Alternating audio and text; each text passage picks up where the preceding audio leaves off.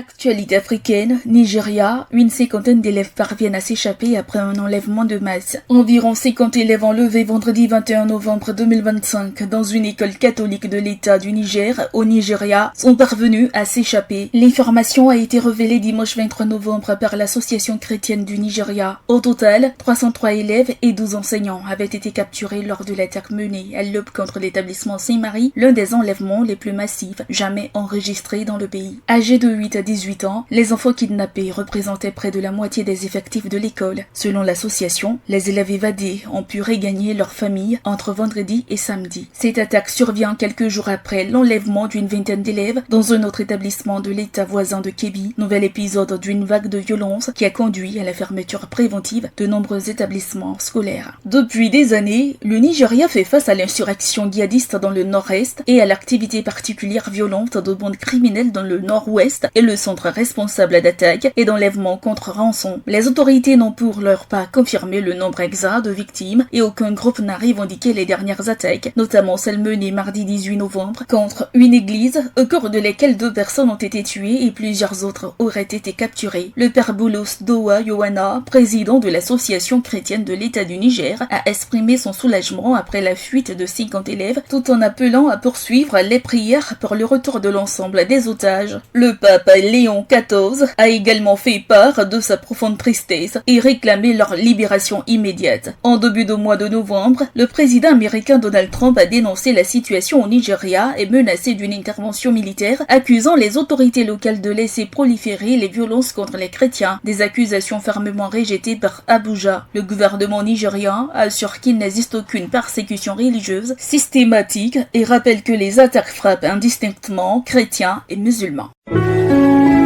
APRA, agence presse, radio et audio.